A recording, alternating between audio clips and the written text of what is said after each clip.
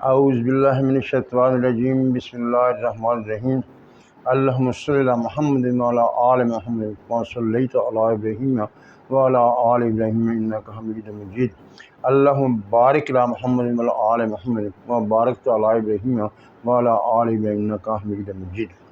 معزز ناظرین سامعین، اللہ تعالیٰ نے آدم علیہ السلام کو تخلیق کیا، خلیفہ بنایا، فرشتوں نے سجدہ کرایا اور کہا اسکن انت وزوجک الجنہ، تم اور تمہاری بیوی دونوں جنت میں رہو۔ کیا جس وقت آدم کو فرشتوں نے سجدہ کیا تھا آدم کا اماں حوا کا وجود تھا؟ سوچنے کی بات ہے۔ جب جنت میں رہنے لگے تو شیطان نے آدم اور حوا کو برگلایا اور انہیں پھل کھانے پر اکسایا۔ ان سے خطا ہوئی۔ خطا کے نتیجے میں دونوں کو بلکہ تینوں کو زمین پر آنا پڑا اپنی اس خطا کی پاداش میں، اور یہاں پر خدا تعالیٰ کا نظام چل پڑا۔ نظام چلتا رہا، لوگوں کی ہدایت کے لیے انبیاء آتے رہے اور سلسلہ چلتے چلتے ہم تک پہنچ گیا۔ ہم اپنے پیارے نبی حضرت محمد صلی اللہ علیہ وسلم کی امت ہیں اور آخری امت ہیں۔ ہمارے بعد کوئی اور امت نہیں آئے گی۔ امت محمدی نے بہت سارے نشیب و فراز دیکھے، ہر دور میں مختلف قسم کے فتنے اٹھتے رہے اور مسلمان ان فتنوں کا مقابلہ کرتے رہے۔ آج کے دور کی ایک تازہ شرارت جو یہود و نصارہ اور مشرکین کی ہے وہ ہمارے سامنے آ گئی کہ مرد اور عورت میں مقابلہ قرار دیا جائے اور شوشہ چھوڑا گیا کہ مرد افضل ہے یا عورت افضل ہے۔ دیکھیے، میں ایک مثال آپ کے سامنے پیش کرتا ہوں۔ ہم اپنے جسم کی طرف دیکھیں تو اس کے مختلف اعضاء، سر، پاؤں، ہاتھ، آنکھیں، ناک، کان، سب اپنی اپنی جگہ پر موجود ہے۔ اگر سر کہنے لگے کہ میں سب سے اوپر ہوں، میں سب سے افضل ہوں، تو کیا سر دوسرے اعضاء کے بغیر کچھ اہمیت رکھتا ہے؟ اور پیر، پاؤں کو سب سے ہلکا سمجھا جائے، یہ سب سے نیچے ہے، سب سے کم تر ہیں، تو کیا پاؤں کے بغیر یہ پورا وجود کھڑا ہو سکتا ہے؟ کوئی کام کر سکتا ہے؟ نہیں کر سکتا، آپ بھی جانتے ہیں۔ اسی طرح ہر عضو اپنی اپنی جگہ پر اہمیت رکھتا ہے اور اس کے بغیر جسم میں نقص واقع ہو جائے گا۔ اکثر مشاہدے میں بھی آتا ہے۔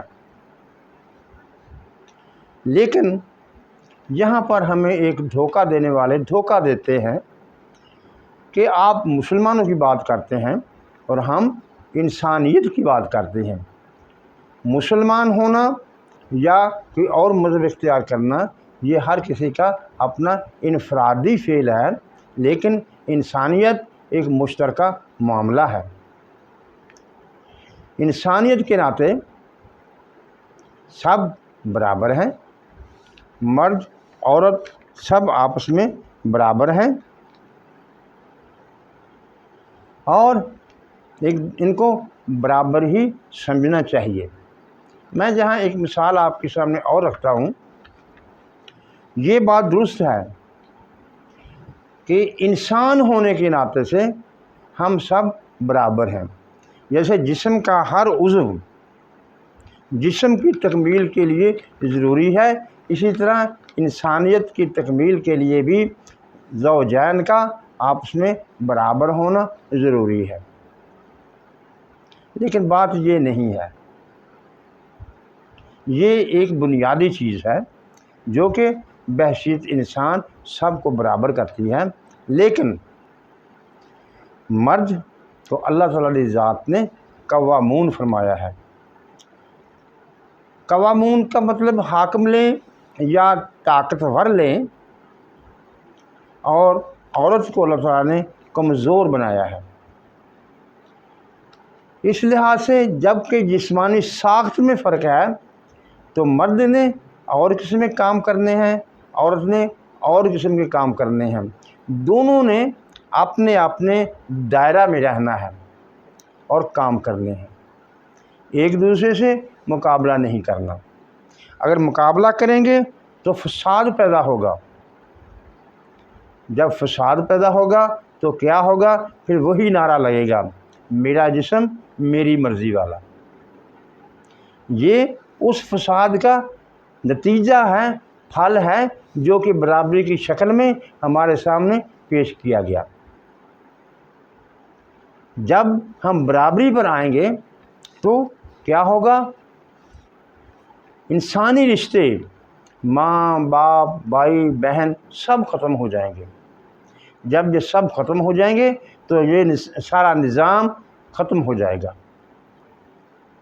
کیونکہ نظام کے چلنے کے لیے جیسا کہ اللہ تعالیٰ نے قرآن شریف میں فرمایا ہے، ہم نے بعض کو بعض پر مسخر کر دیا تاکہ نظام چلتا رہے۔